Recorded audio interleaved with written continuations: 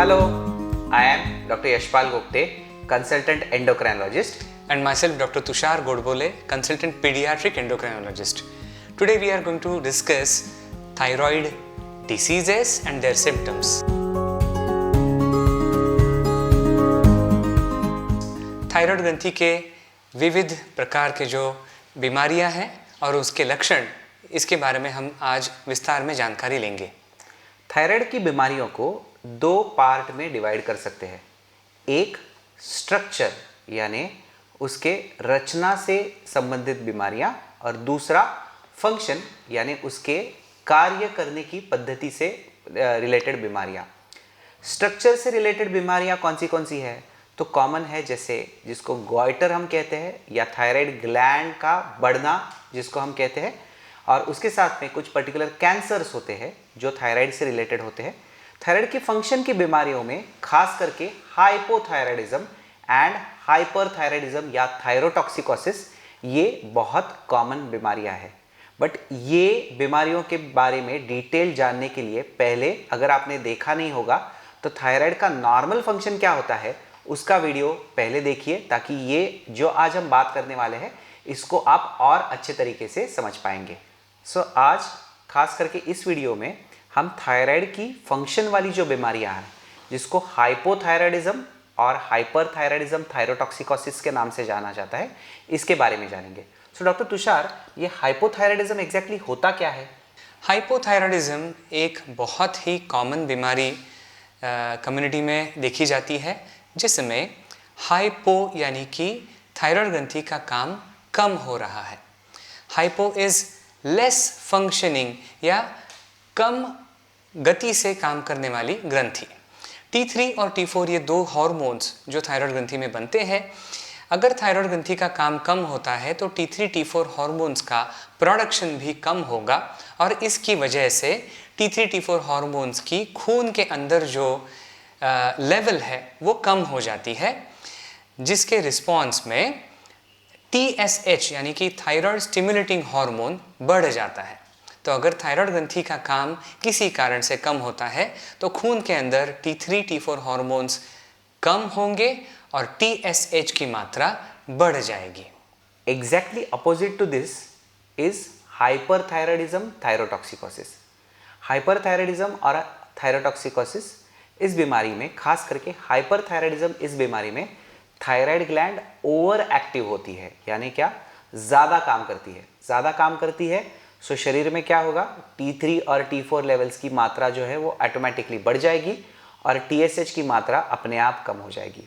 इसके अलावा कुछ लोगों में थायरोटॉक्सिकोसिस नाम की बीमारी भी पाई जाती है। ये हाइपरथायराइडिज्म का ही एक पार्ट है जिसमें खून में सिर्फ T3 T4 की लेवल बहुत बढ़ जाती है, बट ये बहुत बार थायराइड ग्लैंड की ओवर एक्टिविटी की वजह से नहीं, बट थायराइड ग्लैंड की टूटने की वजह से यानी डिस्ट्रक्शन की वजह से सडनली जब थायराइड हार्मोन खून में रिलीज किया जाता है उसकी वजह से ये होती है। सो उसको थायराइडाइटिस नाम की बीमारी से कहा जाता है। सो हाइपोथायराइड यानी अंडर एक्टिव या अंडर फंक्शनिंग ग्लैंड, या हाइपरथायराइड और थायरोटॉक्सिकोसिस यानी ओवर फंक्शनिंग या खून में पाए जाने वाले T3 T4 हार्मोन के लेवल की ज़्यादा मात्रा को डिटेक्ट करता है या बताता है। सो थायराइड ग्लैंड हमारे शरीर में स्पीड यानी मेटाबॉलिज्म को नियंत्रित करती है। सो जैसे एक इंजन ड्राइवर गाड़ी की रफ्तार डिसाइड करता है, वैसे ही थायराइड ग्लैंड हमारे शरीर में अलग अलग ऑर्गन्स की रफ्तार को डिसाइड करते हैं और उसी के बेस्ड थायराइड के सिम्टम्स होते हैं। सो खास करके हाइपरथायराइडिज्म में पसीना ज़्यादा आता है, स्वेटिंग ज़्यादा होता है और त्वचा उसकी वजह से बहुत बार गीली महसूस होती है। और हाइपोथायराइड, जहाँ पे थायराइड ग्रंथि का काम कम है, वहाँ पे स्किन या त्वचा बहुत ड्राई या रूखी सूखी हो जाती है और पसीना नहीं आता है। हाइपरथायराइड में दिल की धड़कन तेज हो जाती है, जिसकी वजह से दिल ज़्यादा तेज धड़कने लगता है। हाइपोथायराइडिज्म में दिल की धड़कन, the heart rate goes down, दिल की धड़कन बहुत धीमी हो जाती है। हाइपरथायराइडिज्म में बहुत बार दिन में 3-4 बार पॉटी को जाना पड़ सकता है, जिसको हाइपर डेफिकेशन नाम से कहा जाता है। इसके ऑपोजिट हाइपोथायराइड में डाइजेशन का स्पीड कम होने के कारण पॉटी को 3 से 4 दिन में एक बार जाना पड़ता है और पेट ठीक तरीके से साफ नहीं हो पाता है। हाइपरथायराइडिज्म में बच्चों की लंबाई की रफ्तार तेज हो जाती है। हाइपोथायराइड में बच्चों की बढ़ने की रफ्तार बहुत धीमी हो जाती है और कई बार लंबाई कम रह जाती है। हाइपरथायराइडिज्म में महीना या पीरियड्स बहुत जल्दी जल्दी आने लगते हैं। ऑपोजिट हाइपोथायराइडिज्म में पीरियड्स देर से आते हैं और बहुत ज़्यादा हैवी ब्लीडिंग होने की आशंका होती है। हाइपरथायराइडिज्म में वेट बहुत जल्दी घटता है, इतना घटता है कि कभी कभी हमें आश्चर्य लगता है कि सडनली 8-10 किलो इतना वेट कैसे घट गया। इसके ऑपोजिट हाइपोथायराइडिज्म में शरीर पे सूजन आती है। मोटापा क्या थायराइड की वजह से होता है? इसके विषय में हम अगले एपिसोड्स में जानेंगे। हाइपरथायराइड में रंग बहुत बार रेड, फ्लश्ड या हाइपर पिगमेंटेशन की वजह से सांवला पड़ जाता है। हाइपोथायराइडिज्म में स्किन का खून का दौरा या ब्लड सप्लाई कम होने के कारण चेहरा सफ़ेद या सैलो कलर का कॉम्प्लेक्शन हो जाता है। हाइपरथायराइडिज्म में पेशेंट बहुत रेस्टलेस हो जाता है, चुलबुला हो जाता है, हाथ कांपने लगते हैं, ओवर एक्टिव हो जाता है, ज़्यादा बड़बड़ करने लगता है।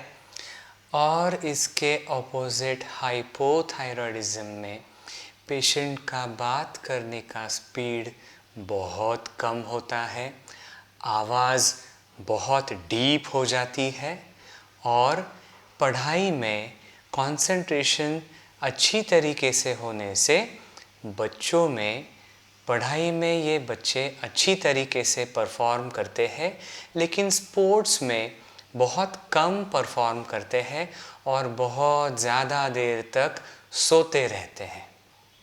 सो इन शॉर्ट आपने देखा कि हाइपरथायराइड और हाइपोथायराइड के सिम्टम्स एक दूसरे से बहुत ही ज़्यादा अपोजिट्स है।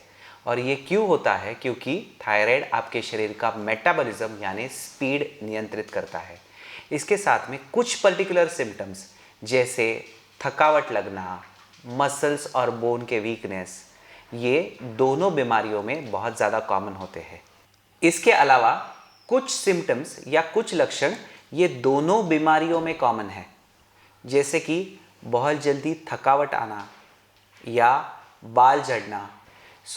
ये थे थोड़े से लक्षणों के बारे में। इसके अलावा अगले वीडियोस में तो हम डेफिनेटली हर एक बीमारी के डिटेल में और कुछ सिम्टम्स के बारे में जानेंगे, बट ये आपको समझने के लिए इजी होगा कि थायराइड जब ओवर एक्टिव हो जाता है तो क्या होता है एंड अंडर एक्टिव हो जाता है तो क्या होता है। So folks, we come to the end of today's episode.